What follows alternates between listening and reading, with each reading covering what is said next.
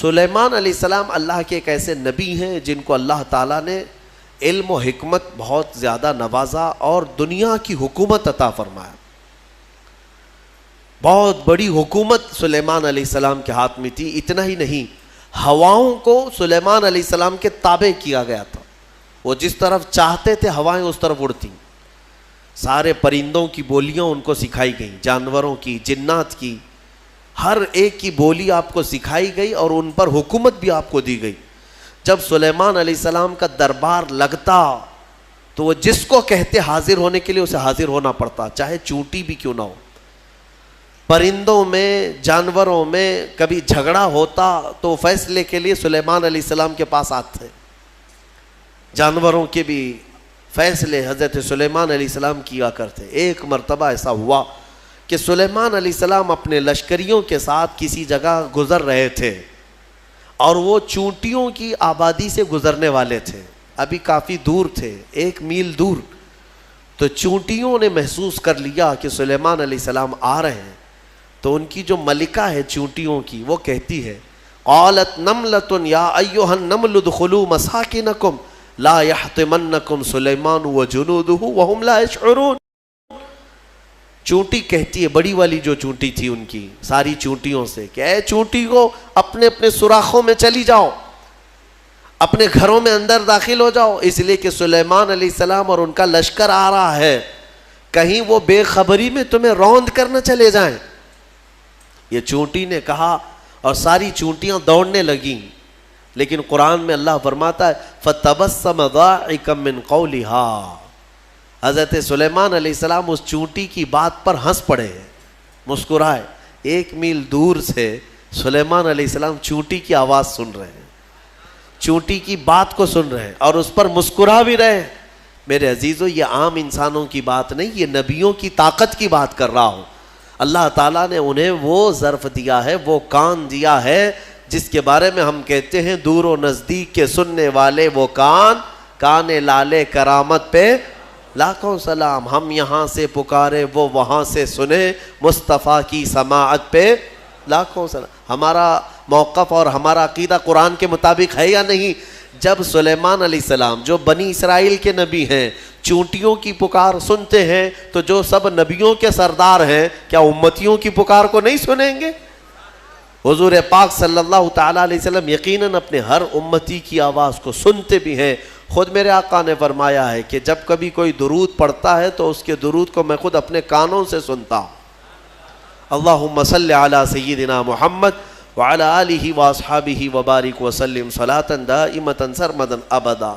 سلیمان علیہ السلام کے ساتھ ایک بار ایسا ہوا کہ آپ کا دربار لگا تھا، سارے لوگ حاضر تھے، جنات بھی ہیں وہاں پر، چرند پرند جانور حیوانات سب حاضر ہیں. سلیمان علیہ السلام سب کی خبر گیری کر رہے تھے. اس میں ایک پرندہ ہدہد نہیں تھا. ہدہد ایک پرندہ ہے، اونچی اڑان اڑتا ہے، بہت تیز اڑتا ہے. سلیمان علیہ السلام نے دیکھا اور پوچھا کہ یہ ہدہد پرندہ غائب ہے، کہاں ہے؟ سارے تو حاضر ہو گئے، وہ نہیں آیا. فقال ما لی لا اری الہدہد. حضرت سلیمان علیہ السلام کہتے ہیں کیا ہوا ہے ہدہد کو؟ یہاں میں نہیں دیکھ رہا ہوں اس کو، کہاں گیا؟ لأعذبنہ عذابا شدیدا او لأذبحنہ او لیأتینی بسلطان مبین. اگر وہ اس کے بعد آئے گا سخت سزا دوں گا، یا تو اس کو ذبح کر دوں گا، یا تو پھر کوئی معقول وجہ لے کر کے آئے، کوئی عذر ہونا چاہیے کہ محفل میں کیوں نہیں آیا، وہ نبی کی محفل ہے. تھوڑی دیر گزری تھی، اس کے بعد ہدہد آ گیا اور پھر اس کے بعد حضرت سلیمان علیہ السلام کے پاس آ کر اپنی خبر دینے لگا. کیا؟ وہ کہتا انی وجدت امرأۃ تملکہم وأوتیت من کل شیء ولہا عرش عظیم.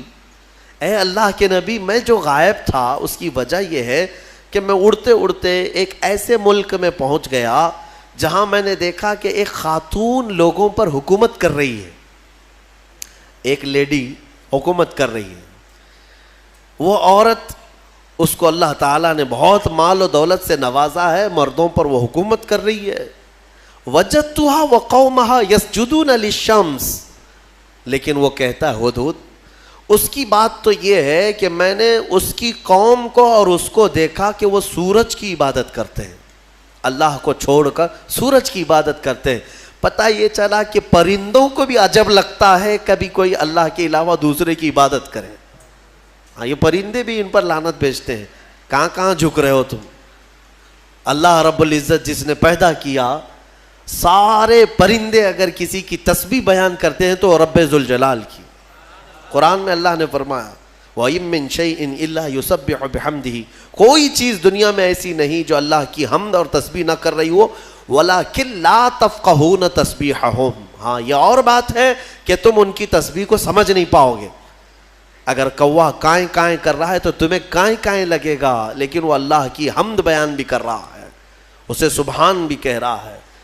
تو پرندوں کو بھی عجب لگتا ہے جب سورج کے پرستشوں پجاریوں کو دیکھیں اور آگ کی پوجا کرنے والوں کو دیکھیں تو پرندوں کو بھی تعجب لگتا ہے۔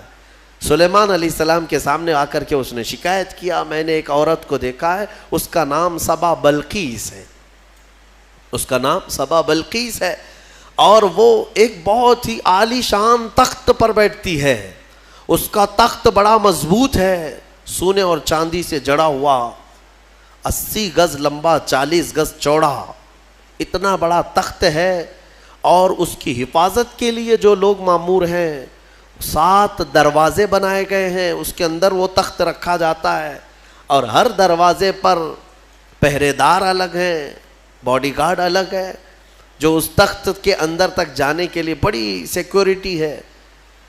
تو اس تخت پر وہ بیٹھتی ہے اور اس کو اس پر ناز ہے۔ حضرت سلیمان علیہ السلام نے اس کو معاف کر دیا، چلو کوئی ایک معقول وجہ تو لے کے آیا ہے۔ تب پھر سلیمان علیہ السلام نے کہا ایک خط لکھو اس کے نام پر۔ خط لکھا حضرت سلیمان علیہ السلام نے، پھر اس سے کہا ہدہد سے لے جا اور اس کے پاس ڈال دے یہ خط۔ خط میں کیا تھا؟ سلیمان علیہ السلام نے اس خاتون کو کہا اس سورج کی پرستش اور غیر اللہ کی عبادت سے نکل آ، اللہ رب العزت کی عبادت کی طرف آ، میں تجھے دعوت دیتا ہوں۔ یہ خط میں تھا۔ دین کی دعوت دینا نبیوں کا کام ہی ہے، انبیاء کرام علیہ السلام کا یہی وتیرہ رہا ہے۔ یہ خط لے جا کر کے سبا بلقیس کے پاس ہدہد نے ڈال دیا۔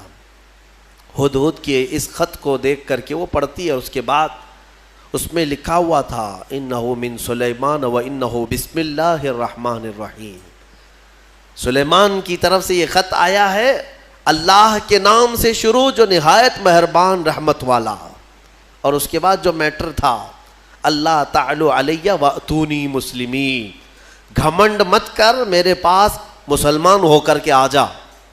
سلیمان علیہ السلام نے دعوت دی۔ تب سبا بلقیس، اس کا اپنا ایک رعب تھا، اس کی فوج تھی، اس کی رعایا تھی، حکومت تھی، تو اس نے اپنی قوم کے بڑے بڑے اعزاء کو بلایا، جو شرفاء تھے ان کو بلایا اور مشورے کے لیے پوچھا کہ لوگوں دیکھو میرے پاس سلیمان علیہ السلام کی طرف سے خط آیا ہے اور وہ مجھے بلا رہے ہیں کہ تو یہ سورج کی پرستش چھوڑ اور میرے دین پر آ جا، اللہ وحدہ لا شریک کی عبادت کر، تم لوگ کیا مشورہ دیتے ہو؟ تو لوگوں نے یہ کہا، اس کے جو وہاں محل کے پہرے دار تھے یا وزراء تھے، انہوں نے کہا قالوا نحن اولو قوت و اولو بأس شدید، ہم لوگ بہت طاقتور لوگ ہیں اور بہت سخت ترین حملہ کرنے والے لوگ ہیں، باقی معاملہ تمہارے اوپر ہے اے سبا بلقیس، اگر تم حکم دو گی تو ہم حملہ کریں گے، لڑیں گے۔ تو سبا بلقیس عقل والی خاتون تھی، اس نے کہا قالت ان الملوک اذا دخلوا قریۃ افسدوها، میں دیکھتی ہوں کہ جب بھی کوئی بادشاہ کسی ملک میں حملہ کرتا ہے تو پورا تباہ و برباد کر دیتا ہے، شہر کے شہر بکھر جاتے ہیں، وجعلوا اعزت اہلها اذلۃ، بڑے بڑے عزت والے لوگ ذلیل ہو جاتے ہیں، گھر ٹوٹ گئے، دکانیں برباد ہو گئیں۔ تو سبا بلقیس کا یہ جملہ توجہ سے کہ جب بھی کسی شہر پر یا کسی بستی پر یا کسی ملک پر حملہ ہوتا ہے تو بچتا کیا ہے؟ کھنڈرات، سب تباہ و برباد ہو جاتا ہے۔ لڑائیاں دو بادشاہوں کی ہوتی ہیں لیکن پوری تباہی قوم کی ہوتی ہے۔ ابھی ہم دیکھ رہے ہیں مسلسل اخبار یوکرین کی پڑھتے ہوں گے یا سنتے ہوں گے یا دیکھتے ہوں گے آپ لوگ. بات دو لوگوں کی اور اس میں پوری کی پوری قوم پس جاتی ہے. پورے کے پورے شہر رشیا نے ہلاک کر دیے. آج ہی جا کر کے اٹھا کر کے اخبار دیکھ لینا یا نیوز دیکھ لینا, ایک ایک شہر کو رشیا نے جو جلایا ہے 90% شہر جل چکا ہے, 90% شہر جلا ہوا ہے. جو بچے ہوئے لوگ تھے وہ مارے گئے ہیں یا جل گئے ہیں. باضابطہ میزائل داغے گئے, وہاں کی سرکاری حکومتیں توڑ دی گئیں, تباہ کر دی گئیں, گاڑیاں جلی ہوئی راکھ کی ڈھیر بنی ہوئی ہیں, ایک پورا پورٹ قبضے میں لے لیا. یوکرین چھوٹا سا ایک ملک ہے, لیکن رشیا پورے کے پورے ٹینک اتار دے, میزائل داغ دے, شہر کے شہر کو جلا دے. مزے کی بات تو یہ ہے کہ آتنکوادی نہیں ہے. ہاں, مزے کی بات تو یہی ہے کہ وہ ٹیررسٹ نہیں ہے, آتنکوادی نہیں ہے. آتنکوادی تو افغانستان والے ہیں, آتنکوادی تو ملک شام والے ہیں, یمن والے ہیں. دنیا کی اس دوہری پالیسی کو محسوس کرتے ہو کبھی؟ میڈیا والوں کی زبان سے سنا کہ رشیا آتنک پھیلایا ہوا ہے, دہشت پھیلایا ہوا ہے. ارے اس نے نہ جانے کتنوں کو ہلاک کر دیا ابھی 50 دن کے اندر. 50 دن کے اندر بھوکے پیاسے لوگ ہیں وہاں پر. آج یہ ڈھکی چھپی بات نہیں, سب کی آنکھوں کے سامنے ہے, لیکن کوئی کہتا ہے اس پر؟ دو سپر پاور لوگوں کی لڑائیاں ہیں. دنیا اس میں بات کرنے سے بھی گھبراتی ہے. ہاں, کوئی سرکاری کمنٹ نہیں کرے گا ابھی رشیا کے بارے میں کہ تو ٹیررسٹ ہے یا تو آتنکوادی ہے, کیونکہ ان کو بھی اپنے انجام کی فکر ہے, کہیں یہ دادا ہمارے اوپر بھی حملہ نہ کرے. تو اس کا مطلب ہے کہ ٹیررسٹ, آتنکواد, دہشت گرد, یہ سب جو جملے ہیں نا, یہ خاص خاص لوگوں کے لیے ہے, خاص خاص لوگوں کے لیے ہے. ہاں, اپنا ہو تو بیٹا ہے, دوسروں کا ہو تو پٹا ہے. ہمارے یہاں کہتے نا, وہ پٹا دیکھو کیسا ہے, یہ پٹا کیسا ہے, وہ سب پٹے ہیں اور اپنا بیٹا ہے. تو ان کی جس سے جمتی ہے ملتی ہے وہ پورا کا پورا شہر تباہ کرے, نہیں امن کے لیے کر رہا ہے وہ. اور اگر کہیں کسی کے ہاتھ میں بلیڈ بھی مل گیا تو ارے یہ تو بڑا آتنکوادی ہے. یہ ہے دنیا کی پالی. بہرحال میں جو بات عرض کر رہا تھا, سبا بلقیس کی بات صحیح ہے کہ اس نے کہا کہ جب بھی کبھی بادشاہ کسی شہر میں آتے ہیں تو سب تباہ کرتے ہیں. میں یہ کام کرتی ہوں کہ کچھ ہدیے, تحفے, مال سلیمان علیہ السلام کے ہاں بھیج دیتی ہوں. اگر وہ مال کے لیے ہی کر رہے ہیں تو یہ ہدیے لے کر کے چپ بیٹھ جائیں گے, خاموش ہو جائیں گے, ٹیکس لے لیں گے میرے سے, لڑائی نہیں کریں گے اور نہ ہی مجھے دین کی دعوت دیں گے. تو بہت سارے قیمتی تحفے دے کر کے بلقیس نے بھیجا سلیمان علیہ السلام کے پاس. وہ لوگ لے کر کے آئے, کہا ہماری ملکہ نے آپ کے حوالے کیا ہے. حضرت سلیمان علیہ السلام نے دیکھا, کہا ارجع الیہم, لے جاؤ اپنی ملکہ کے پاس یہ واپس, اس سے کئی گنا زیادہ اچھا مال میرے مولا نے مجھے دیا ہے. تمہاری ملکہ, تمہاری خاتون مجھے مال سے خریدنا چاہتی ہے, لے جاؤ. دین کی دعوت ہم نے مال کے لیے نہیں دی, یہ واپس لے جاؤ. اور اگر اس کا ارادہ نہیں ہے, ہم ابھی آ رہے ہیں اپنا لشکر لے کر کے, ایسا لشکر لے کر کے آئیں گے کہ نہ پہلے کبھی تم نے سنا تھا نہ بعد میں کوئی سنیں گے. اور اس کے بعد جب ان لوگوں کو پلٹا دیا واپس, پھر سلیمان علیہ السلام نے اپنے ہی مجمع میں پوچھا کہ یہ تو گئے واپس, اپنی ملکہ کو کہیں گے تو وہ آئے گی ضرور, آئے گی ضرور, لیکن میں یہ چاہتا ہوں کہ سبا بلقیس کے آنے سے پہلے اس کا تخت یہاں لایا جائے. کوئی ہے مجمع میں؟ قرآن میں ہے, قال عفریت من الجن انا آتیک بہ قبل ان تقوم من مقامک.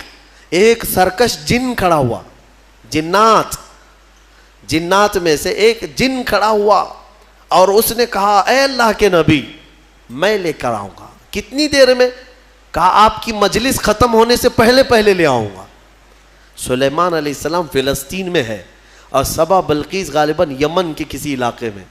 یہ تقریباً 1000 کلومیٹر سے زیادہ کا فاصلہ ہے, اور جن کہتا ہے کہ آپ کی مجلس ختم ہونے سے پہلے میں لاؤں گا. ہماری تفسیر کی مجلس چل رہی, کتنی دیر چلے گی؟ یا سلیمان علیہ السلام کی مجلس ہوگی, دن بھر چلے, آدھا دن, پاؤ دن, گھنٹہ, اس نے کہا تو سلیمان علیہ السلام نے کہا اس سے بھی جلدی مجھے چاہیے، اس سے بھی جلدی چاہیے۔ جن آپ یہی سمجھتے ہیں نا جنات سب سے زیادہ طاقت والے ہیں، اور جنات کو حاصل کرنے کے لیے بیچارے کتنے کیا کیا عملیات میں لگے رہتے ہیں اور سر پھرے بن جاتے ہیں۔ ہاں موکل چاہیے، جنات چاہیے، کائے کو چاہیے؟ ارے ایک جنات قابو میں آئے گا تو ایک بینک پوری اٹھا کے لائے گا۔ ہاں دیکھا ہے کہیں کوئی ایکسس بینک لوٹ کر کے جنات لے گئے ہوں؟ کوئی بینک اٹھا کر کے خواہ مخواہ کی چیزوں پر کیوں پڑے رہتے ہو؟ یہ ان باباؤں کے چکر ہیں جنہوں نے تن آسانی تمہیں سکھائی ہے، تم کو اپنی طاقت معلوم نہیں۔ جنات دنیا میں اگر کسی سے ڈرتے ہیں تو ہم انسانوں سے ڈرتے ہیں، تمہیں پتہ ہی نہیں، انسانوں سے ڈرتے ہیں۔ اگر ڈر نہ ہوتا تو سب کو مار چکے ہوتے ہو۔ ابھی اللہ نے تمہارا رعب رکھا ہے جنات پر، وہ براہ راست ڈائریکٹ آ کر نقصان نہیں پہنچاتے۔ خیر اس کے بعد ہوا کیا؟ قال الذی عنده علم من الکتاب انا آتیک بہ قبل ان یرتد الیک طرفک۔ پھر سلیمان علیہ السلام کے امتیوں میں سے ایک انسان وہ کھڑے ہوئے جن کے پاس کتاب کا علم تھا۔ کون سی کتاب؟ زبور کا۔ زبور کے وہ حافظ تھے، نبی نہیں تھے۔ سلیمان علیہ السلام کی امت کے ایک ولی تھے آصف بن برخیا، وہ کھڑے ہوئے کہا اے اللہ کے نبی میں لے آتا ہوں۔ کہا کب تک لاؤ گے؟ کہا آپ کی پلک جھپکنے سے پہلے لاؤں گا، آپ کی پلک جھپکنے سے پہلے لاؤں گا، اتنا فاسٹ۔ اور قرآن کہتا ہے فَلَمَّا رَآهُ مُسْتَقِرًّا عِنْدَهُ۔ حضرت سلیمان علیہ السلام سے بھی بات ہو رہی تھی، پھر سلیمان علیہ السلام نے پلٹ کر کے دیکھا تو وہ تخت لا چکے تھے۔ ارے اتنی تیز، یہ کون سی طاقت ہے؟ انٹرنیٹ کا زمانہ، فیکس کا زمانہ، کوئی ایسی چیز ہے جو فوراً پارسل میں بھیج دی جائے؟ آج بھی اتنی فاسٹ سروس نہیں آئی۔ یہ 4000 سال پہلے اگر فاسٹ سروس آئی تھی تو تمہیں اندازہ ہونا چاہیے قرآن بتا رہا ہے اولیاء اکرام کی طاقت کتنی ہوتی ہے۔